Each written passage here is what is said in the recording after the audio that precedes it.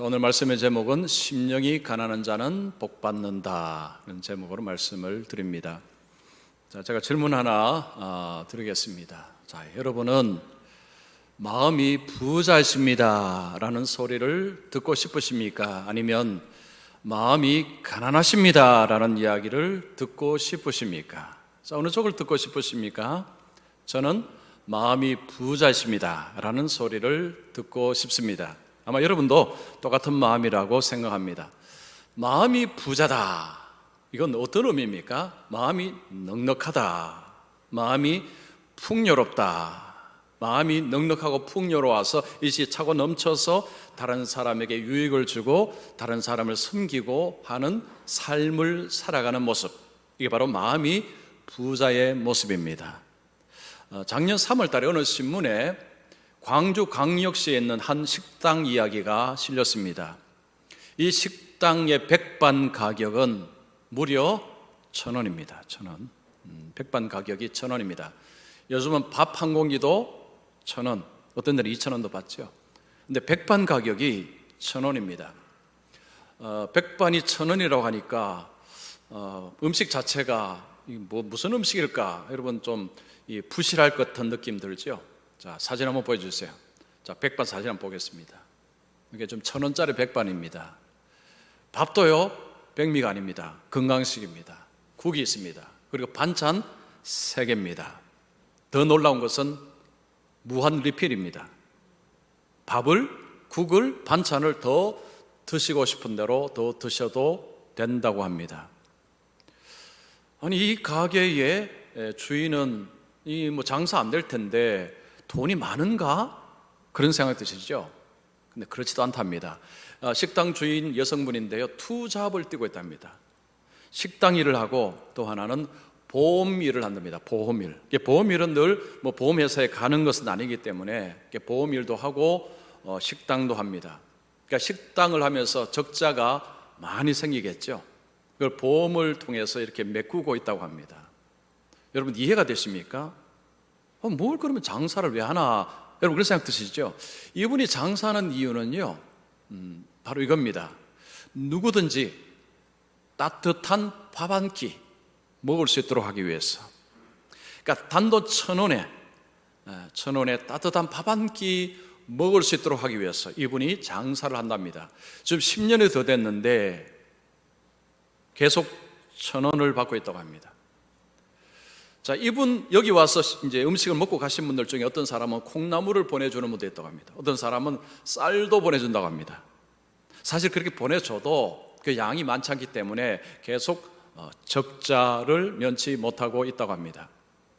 주로 어르신들이 많이 드시는데 어르신들은 드시고 나갈 때마다 사장님 복 받으세요 이런 인사를 다 하고 간답니다. 그래서 본인은요 매일 그 복 인사를 아주 넘치게 받고 있다고 합니다. 이분의 기사를 신문에 쓰면서 신문에 제목을 이렇게 달았습니다. 식당 주인, 지갑은 적자, 마음은 뭘까요? 부자. 지갑은 적자인데 마음은 부자인 식당 주인. 이게 기사의 제목이었습니다. 마음이 부자라고 할 때 바로 이런 모습이죠. 자기는 좀 희생해도 다른 사람을 섬기고 다른 사람을 유익되게 하는 그런 사람을 마음은 부자라 이렇게 우리가 부릅니다.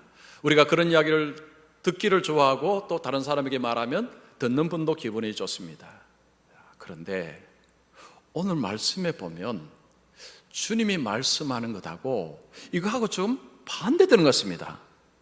주님이 뭐라고 말씀하십니까? 심령이 부자인 자는 복이 있나니, 아니죠, 심령이 가난한 자는 복이 있나니. 지금 마음이 부자여야 되는데 주님은 심령이 가난한 자가 복이 있다고 이야기합니다. 그래서 어떤 사람들은 이런 의문을 가집니다. 마음은 부자여야 복을 받는데 주님은 거꾸로 이야기를 하시네. 마음이 가난해야 복을 받는다라고 말씀하시는데 이게 무슨 말인가? 여러분 혹시 이 말씀을 보시거나 들으실 때 이런 의문 한번 가져보시지 않으셨습니까? 혹시 안 가지셨다도 오늘 이 시간 가지십시오. 말이 되죠, 그죠? 이상하죠? 자, 이 질문을 가지고 오늘 말씀을 드리겠습니다. 자, 심령이 가난한 자가 복 받는다는 게 이게 도대체 무슨 말인가? 오늘 잘 들으시기 바랍니다. 자, 첫 번째입니다. 심령이 가난한 자는 하나님을 절실히 찾고 의지하는 자이다. 절실히가 중요한 단어입니다.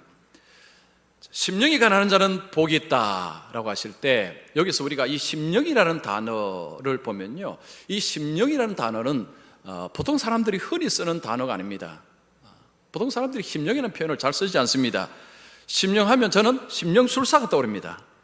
보통 우리가 언어로 잘 쓰지 않습니다. 자, 심령이 가난하다라는 좀 표현을 쓰는데 이 심령이라는 표현은요, 어떻게 보면 종교적인 단어, 우리 성경적인 단어라고 표현을 해도 될 것 같습니다. 자, 성경 사전에서 제가 찾아보았습니다. 심령이 무슨 의미인가 하니까 하나님을 인식하는 곳, 하나님을 찾고 하나님을 만나는 곳이라는 의미가 이 속에 있다는 것입니다. 자, 하나님을 인식하는 곳이 우리 속에 어디일까요? 많은 사람들은 이 심령을 마음으로 해석을 합니다. 그래서 이 말씀을 마음이 가난한 자는 복이 있나니 이렇게 해석을 하는 것입니다. 심령이 가난한 자는 복이 있나니라고 들으면 이게 무슨 말씀이지라고 조금 어렵다라는 생각이 들다가도 마음이 가난한 자는 복이 있나니라고 그렇게 하면 뭔가가 느껴집니다. 그러면서요, 교회를 다니지 않는 분들도 이 말씀을 정말 많이 합니다. 다른 종교인들도 많이 알고요. 그래서 나름대로 이 말에 대해서 해석을 하고 있습니다. 여러분, 중앙일보에 보면 현문우답이라는 코너가 있습니다. 현문우답, 현명한 질문, 어리석은 답, 뭐 이런 의미죠. 한 기자가 그 현문우답이라는 코너를 하는데 한 5년 전에 예수를 만나다라는 코너를 개설하고 예수님의 말씀을 자신이 질문하고 본인이 답을 하는 이 코너를 만들어서 계속했습니다. 이분은 예수 믿는 분이 아닙니다. 성경을 통해서 예수님의 말씀을 이렇게 질문을 던지는 것입니다. 오늘 이 말씀을 가지고 그는 이런 질문을 던졌습니다. 예수가 말한 가난한 마음은 도대체 뭘까? 예수가 말한 가난한 마음은 도대체 뭘까? 라고 이분이 질문을 던졌습니다. 질문하고 본인이 대답을 합니다. 자, 어떻게 대답하는가 잘 들어보십시오. 사람의 마음에는 이 마음의 창고가 있답니다. 마음의 창고가 있는데 이 창고를 비워야 된다. 예수님은 바로 이 말씀하신 것이다. 마음이 가난하다는 것은 마음의 창고를 자꾸 비우는 것이다. 그 마음의 창고에 뭐가 있기 때문인가? 집착이라는 거죠. 집착, 욕망. 이 집착을 자꾸 드러내고 욕망을 자꾸 드러내는 것이 행복의 길이라고 예수님이 꿰뚫어 보신 것이다. 그리고 이분은 이 말씀하고 불교의 가르침이 거의 흡사하다. 여러분, 불교의 가르침은요, 이 내려놓는다는 표현, 욕망을 내려놓는다는 표현을 많이 씁니다. 이와 비슷한 이야기를 한 스님이 했습니다. 삼성동에 가면 봉은사가 있습니다. 봉은사 굉장히 유명한 절이죠. 신문에 자주 나니까요. 거기에 명진 스님이라는 분이 신문에도 자주 나는데 이분이 예수님이 이 말씀을 가지고 해석을 했습니다. 심령이 가난한 자가 복을 받는다라고 예수님이 이야기했는데 이게 무슨 뜻이냐? 욕망이 없는 사람, 번뇌가 없는 사람, 이런 사람이 복이 있고 행복하다라고 예수님이 말씀하신 것이다. 우리 부처님이 말씀하신 것하고 똑같다. 예수나 부처나 인류의 스승인 것 다 똑같지 않느냐? 이래서 인류의 스승이다. 제가 신문에 그걸 그대로 제가 좀 이야기한 것입니다. 여러분, 어떻습니까? 지금 이 예수님의 가르침하고 부처의 가르침이 어떻게 똑같은 것입니까? 그렇지 않습니다. 똑같지 않습니다. 다릅니다. 오해입니다. 첫 단추부터 잘못 끼었습니다. 심령이 가난한 자는 라고 할 때 심령을 마음이라고 성급하게 해석을 해버리고 그 다음부터 전부 자기 방식대로 해석을 한 것입니다. 심령이 가난한 자는 마음이 가난하다, 그렇게 해서 이제 자기가 아는 식대로 해석을 다 해버린 것입니다. 이 심령이 뭐냐라는 것, 영어 성경에 보면요, 이 스피릿이라고 나옵니다. 스피릿은 영이라는 표현이죠. 영어성에 보면 the poor in spirit입니다. 영으로 가난한 자. 영어의 마음은 heart, mind라는 단어가 있습니다. 그런데 지금 이 심령이 가난한 자를 the poor in spirit이라고 해석을 했습니다. 영으로 가난한 자. 영이라는 것은 영적으로 가난한 자. 이걸 성경적으로 풀이하자면요, 하나님 앞에서 가난한 자, 이렇게 풀이할 수 있습니다. 심령이 가난한 자는 누구를 말하느냐? 하나님 앞에서 가난한 자, 하나님 앞에서 가난한 자입니다. 자, 그러면 여러분, 하나님 앞에서 가난한 자, 영적으로 가난한 자, 이거 도대체 무슨 의미일까요? 시편에 보면 가난한 자라는 표현이 자주 등장을 합니다.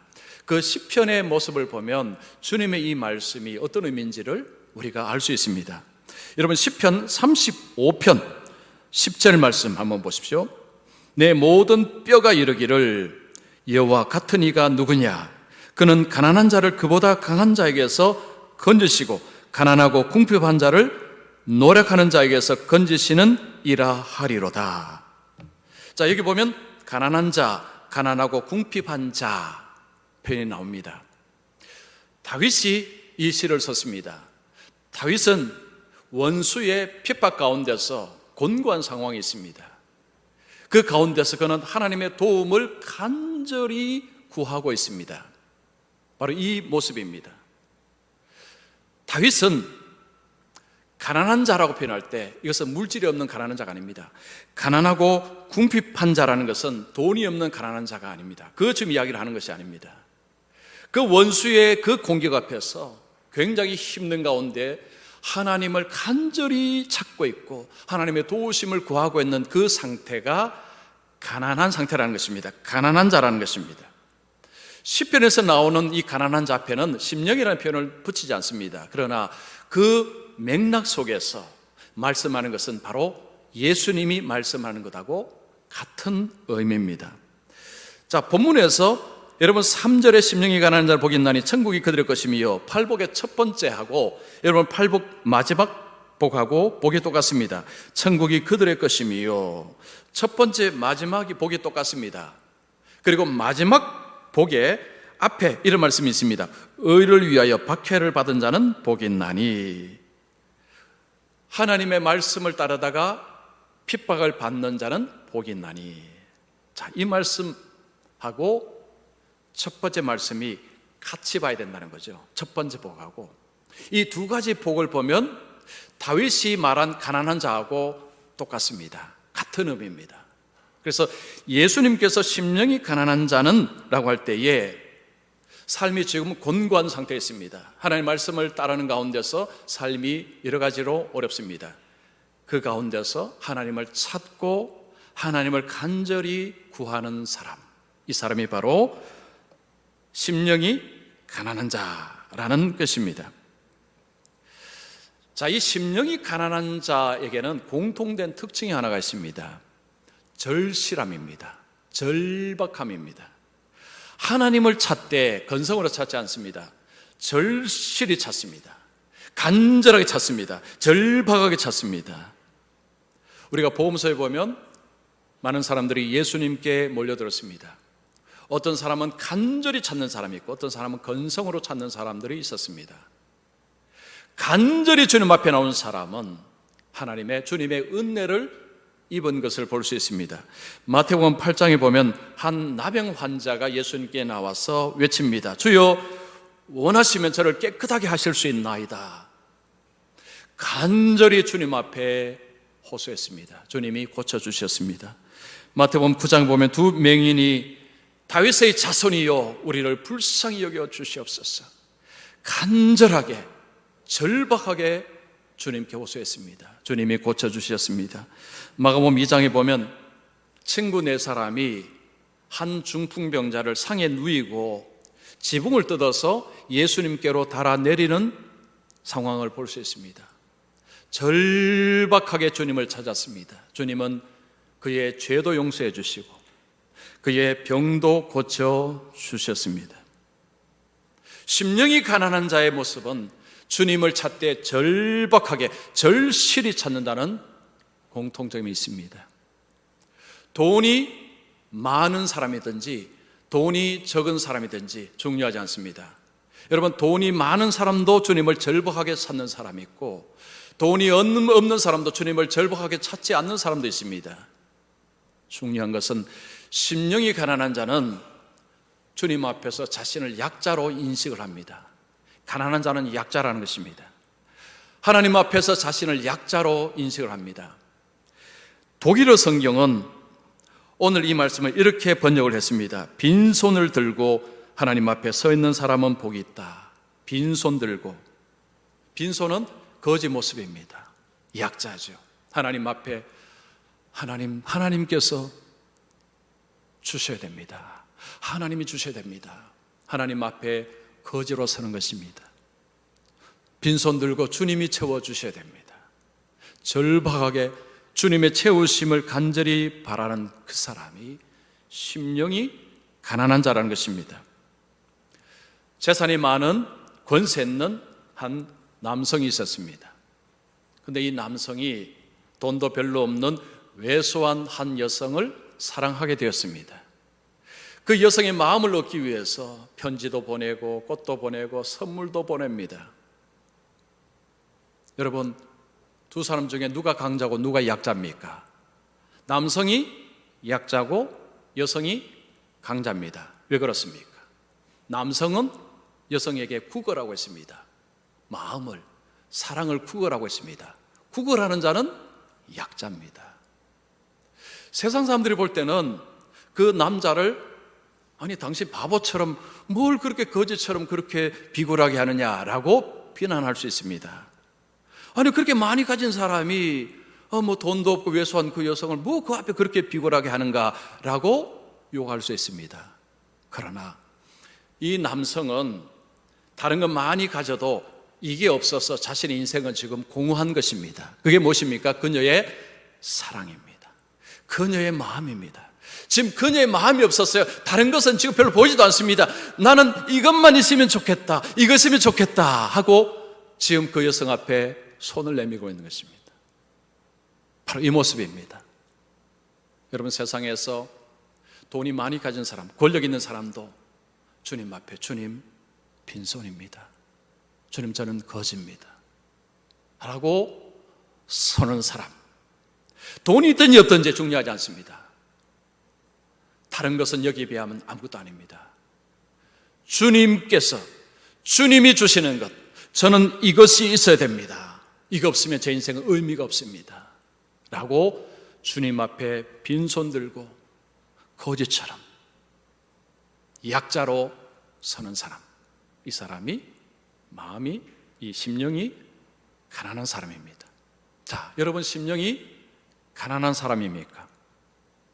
하나님 앞에 약자로 서십니까?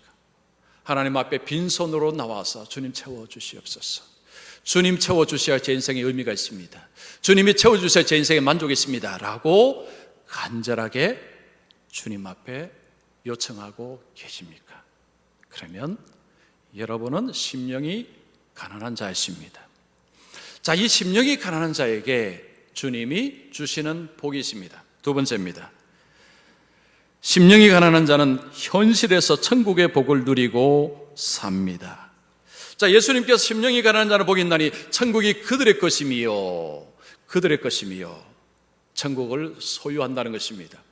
이 심령이 가난한 자는 이 땅에서 천국을 소유하며 산다고 말씀합니다. 여러분, 이 말씀에 우리가 주목해야 될 것은 현재형이라는 것입니다.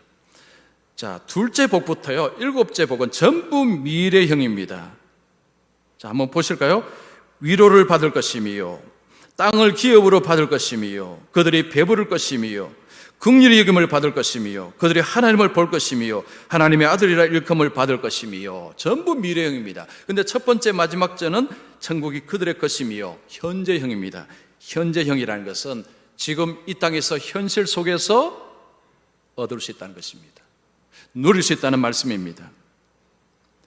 천국을 성경은 현재형으로 이렇게 표현하고 있습니다.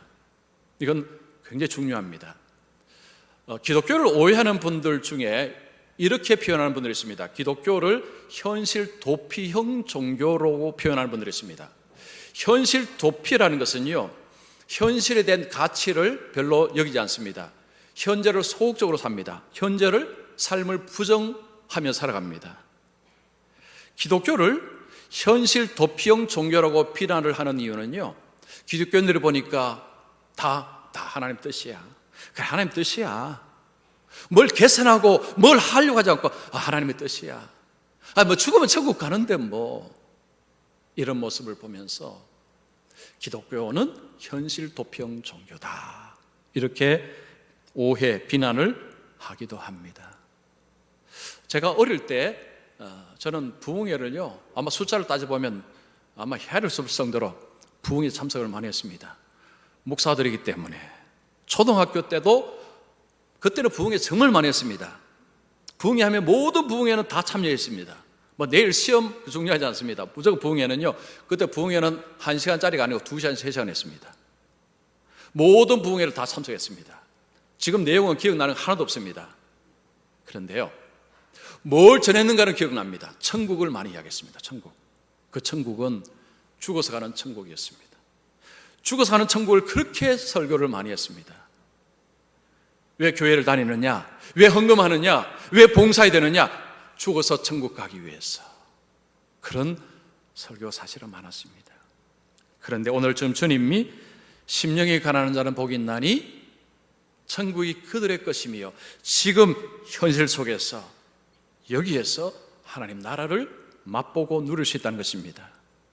자, 그러면 이 땅에서 하나님 나라를 맛본다는 것은 뭘 의미할까요? 하나님의 다스림, 하나님의 통치 가운데 사는 것을 말합니다. 어디에 사는가 중요하지 않습니다. 돈이 많으냐 적느냐 중요하지 않습니다. 하나님의 다스림 가운데 사는 사람은 하나님 나라의 삶을 살아가는 것입니다. 이 땅은 죄가 있고요, 악이 있고, 그리고 사탄의 활동이 있습니다. 방해꾼들이 있습니다. 그래서 천국을 온전히 누리지는 못합니다. 나중에 우리가 이 땅을 떠나서 하나님 나라 가면 그때는 이제 완전히 누리지만, 지금 이 땅에서는 온전히 누리지는 못합니다. 그러나 누릴 수는 있다는 것이 주님의 말씀입니다. 완전하지는 않지만, 나중에 천국 가서 누리는 것만큼은 아니지만 이 땅에서도 천국의 복을 누릴 수 있다는 것이 지금 주님의 말씀입니다. 주님이 왜 오셨는가? 이 때문에 오셨다는 거죠. 여러분, 고린도후서 8장 9절 말씀 보십시오. 우리 주 예수 그리스도의 은혜를 너희가 알거니와 부유하신 이로서 너희를 위하여 가난하게 되심은 그의 가난함으로 말미암아 너희를 부유하게 하려 하심이라. 예수님은 부유하신 분이십니다. 왕이십니다. 하나님이십니다. 그런데 비천한 인간이 되셨습니다. 가난하게 되셨습니다. 왜요? 우리를 부유하게 위해서. 이 부유함이 뭐냐? 하나님 나라의 복된 삶을 이야기하는 것입니다. 나중에 우리 죽어서 하나님 나라 들어갈 때 그때 누리는 것도 있지만, 이 땅에서 죄와 악과 이런 부정의가 있는 이 땅에서 그 하나님 나라의 천국의 복을 누릴 수 있도록, 그 부유함을 누릴 수 있도록 주님이 오셨다는 것입니다. 많은 분들이 이 하나님 나라의 복을 생각하면 추상적으로 자꾸 생각합니다. 구체적으로 이게 뭔가 잡히질 않는다는 거죠. 뭔가 잡히는 건 뭡니까? 잘 되고 형통하고 뭐든지 잘 되고 돈도 많이 들어오고 뭐 성공하고 뭔가 손에 잡히는 것입니다.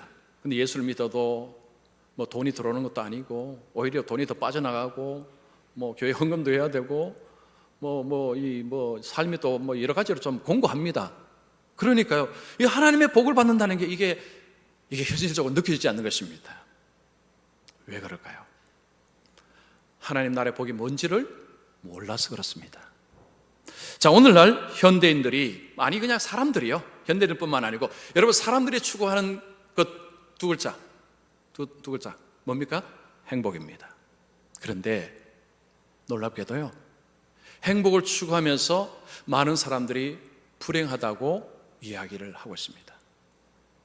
여러분, 우리나라 한국 사람들 행복도 조사하면 저 뒤쪽이라는 거 다 아시죠? 이건 상식입니다. 지금 우리나라 경제가 얼마나 발전했습니까? 얼마나 살기 좋았습니까? 그런데도 행복은 뒤쪽으로 자꾸 밀리고 있습니다. 과거의 행복도 조사했으면 저보다 훨씬 높았을 것입니다. 이 왜 이럴까요? 굿 라이프라는 책이 있습니다. 서울대학교 최인철 심리학과 교수가 쓴 책입니다. 자, 그 책에 보면 이 교수님이요, 행복의 기분하고 행복한 삶하고 이거 구분이 못해서 이런 현상이 벌어지고 있다라고 표현을 쓰고 있습니다. 여러분, 행복한 기분하고 행복한 삶은요, 이거 다른 것입니다. 행복한 기분은 입에 달콤한 음식 같은 것이라고 합니다. 행복한 삶은 입에 달콤하지 않지만 몸에 유익된 음식 같은 것이라고 합니다. 자, 입에 달콤한 음식을 먹으면 지금은 기분이 좋습니다. 근데 그거 자꾸 먹으면 어떻게 합니까? 어떻게 됩니까? 몸의 건강을 잃습니다. 그럼 무슨 행복한 삶이라는 건 없는 거 아닙니까? 행복한 기분을 가지게 되면요, 입에 달콤한 것을 추구하게 되면 건강 잃어버리면 행복한 삶이 없는 것입니다. 그러나 입에는 달콤하지 않지만 몸에 좋은 음식을 먹으면 몸이 건강해집니다. 거기에 행복한 삶이 주어진다는 것입니다. 자, 오늘날 현대인들을 관통하는 이 가치, 사고방식이 뭐냐면 인생은 한 번뿐이다. 오늘 즐겁게 살자. 오늘 재밌게 살자. 욜로족이 바로 이런 가치관을 가진 사람들이 욜로족입니다. 욜로족은 You only live once입니다. 당신은 단지 한 번만 산다. 오늘 재밌게 살자. 내일 위해서 저축하는 것 이거 하지 말고 오늘 나를 위해서 소비하자. 이게 욜로족의 가치입니다. 오늘 기분을 중요시 여길 때요, 어떤 문제가 벌어졌냐 하면 내 마음이 싫어하는 것은 피합니다. 내 마음이 원하지 않는 것은 피합니다. 내 마음이 기쁜 것, 내 기분에 좋은 것을 추구하게 되어 있습니다. 그래서 봉사하는 것, 섬기는 것 피합니다. 본성이 원하지 않습니다. 내 마음이 원하는 것이 아닙니다. 봉사하는 것, 섬기는 것 귀찮은 일입니다. 피하게 됩니다. 우리가 봉사하고 섬기는 것은요, 희생을 전제로 합니다. 귀찮은 일이고 힘든 일입니다. 그런데 그것을 하면 어떻습니까? 하면 보람이 있습니다. 인생의 의미가 주어집니다. 거기에서 행복감을 맛본다는 것입니다. 섬기고 봉사하면요, 사람과 관계가 좋아집니다. 행복은 관계에서 나온다 그러죠. 행복한 기분과 행복한 삶을 구분하지 못하게 되면 행복한 기분에 맞춰 살다가 행복한 삶을 잃어버린다는 것입니다. 이것하고 하나님 나라의 삶하고 일맥상통하는 면이 있습니다. 하나님 나라의 삶을 생각하면요, 기도하면 응답이 착착착 되고 몸도 아프지 않고 일하는 거 잘 되고 이런 것을 생각을 하니까 지금 예수 믿어도 왜 삶이 왜 이렇게 힘든가? 여기서부터 엉키기 시작하는 것입니다. 하나님 나라의 삶에 대한 오해입니다. 여러분, 하나님 나라의 삶을 산다는 것은 뭐든지 잘되고 기도만 촉촉 응답이 오고 이런 걸 의미하는 것이 아닙니다. 자, 하나님 나라의 삶의 핵심은 뭐냐? 첫 번째, 말씀을 따라가는 것입니다. 이게 전제가 됩니다. 하나님의 뜻을 따라가는 삶이 반드시 첫 번째 전제가 되어야 됩니다. 그리고 그렇게 하다가 고난과 어려움이 올지라도 거기에 의미를 부여를 할 수가 있습니다. 그리고 놀라운 것은 그 안에 주님이 주시는 놀라운 선물들이 있습니다. 그것은 그렇게 살아가는 사람들에게 주시는 하나님의 은혜의 선물들이 있습니다. 그것이 하나님 나라의 삶입니다. 자, 많은 사람들이 천국을 오해를 합니다. 천국 하면요, 이런 생각을 많이 합니다. 확실히 하지 않지만 그냥 희망하면 좋은 곳. 확실하지는 않다. 아니, 죽어봐야 하니까요. 죽어봐야 하니까 확실하지 않지만 그래도 희망하면 나쁘지 않는 것. 이걸 천국이라고 생각하는 사람이 너무 많습니다. 예수를 안 믿는 분들이 이렇게 말하는 것은 당연합니다. 그런데 안타까운 것은 교회를 다니는 분들 중에서도 천국 잘은 모르겠지만 가면 좋지 않겠습니까? 그래도 내가 희망을 그래도 거기 한번 희망을 걸어봐야죠. 이런 분들이 계십니다. 그렇게 되면 현실 속에서 하나님 나라를 체험한다는 것을 경험할 수가 없습니다. 그냥 죽어서 뭐 좋은 세상 있으면 들어가면 좋고 이래서는 오늘 현실 속에서 천국의 복을 맛볼 수가 없습니다. 오늘 현실 속에서 하나님 나라를 구하는 사람은 현실에서 어려움이 생기지 않습니까? 해석을 능히 해냅니다. 이게 무슨 의미인지를 능히 해냅니다. 거기에 넘어지지 않습니다. 거기에 걸려 넘어지지 않습니다. 그러나 이 하나님 나라의 삶을 모르는 사람은 현실 속에 어려움이 생기면 입에서 불평, 원망이 막 튀어나옵니다. 내가 기도했는데 왜 이런 일이 벌어지고 내가 예배드렸는데 왜 이런 일이 벌어졌냐, 이래서 원망, 불평이 튀어나옵니다. 하나님 나라 삶을 몰라서 그래요. 하나님 나라 삶이 고난이 없는 것이 아닙니다. 고난이 있습니다. 어려움이 있습니다. 어려움이 있지만 하나님의 통치하심 가운데 있기 때문에 하나님의 돌보심을 경험합니다. 예수님께서 이 땅에 오셨어요. 그 하나님 나라의 복을 지금 준다는 말씀을 하셨습니다. 요한복음 15장 10절 11절을 보십시오. 내가 내 아버지의 계명을 지키고 그의 사랑 안에 거하는 것 같이 너희도 내 계명을 지키면 내 사랑 안에 거하리라. 내가 이것을 너희에게 이름은 내 기쁨이 너희 안에 있어 너희 기쁨을 충만하게 하려 함이라. 예수님께서 너희도 내 계명을 지키면, 이렇게 단서입니다. 너희가 내 말에 순종하면, 주님의 말을 따라서 살아가면 주님이 뭘 주신다고 말씀합니까? 내 기쁨을 너희 안에 주겠다는 것입니다. 주님의 기쁨은 하나님 나라의 기쁨입니다. 하나님 나라의 복을 말하는 것입니다. 이건 먼 미래가 아닙니다. 주님의 말씀을 따르는 자에게 현실 속에서 이 땅에서 주님이 주겠다는 약속입니다. 축복이라는 영어 단어는 blessing입니다. blessing. bless you, 뭐 기침하며 bless you, 뭐 이런 표현을 씁니다. 이 blessing이라는 단어는요, bleed라는 단어에서 나와요. bleed라는 건 피를 흘리다는 것입니다. 이게 뭐가 생각나십니까? 십자가. 예수님의 십자가에 주님이 피를 흘리신 가운데서 복이 왔다는 것입니다. 무슨 복일까요? 하나님 나라의 복입니다. 천국의 복입니다. 예수님의 피 흘리심으로 예수님께서 우리에게 주시는 복이 천국의 복이라는 것입니다. 심령이 가난한 자는 복이 있나니 천국이 그들 것이며. 주님 앞에 빈손으로, 주님 저는 약자입니다. 주님 앞에 저는 거지입니다. 주님이 주시는 은혜 이외에 다른 것은 제 인생에 별 의미가 없습니다. 다른 것 아무리 가져도 주님이 주시는 그 은혜가 내 인생을 살리고 내 인생의 힘이 되고 내 인생의 의미가 됩니다. 심령이 가난한 자에게 주님이 주시는 그 복이 천국의 삶입니다. 이 땅에서 천국의 삶을 누리도록 내가 해주겠다. 주님이 약속을 하신 것입니다. 자, 오늘 우리 예배 드리시는 우리 모든 성도님들은 세상에 아무리 많은 것이 있을지라도 주님 앞에 빈손으로 서시고 주님 앞에 거지로 서셔서 저는 주님이 주시는 것 다른 것은 제 인생에 별 의미가 없습니다. 주님이 진짜 의미입니다 라고 하실 수 있는, 그래서 이 땅에서 현실 속에서 천국의 복을 누리며 살아가시는 우리 모든 성도님들 되시기를 축원합니다.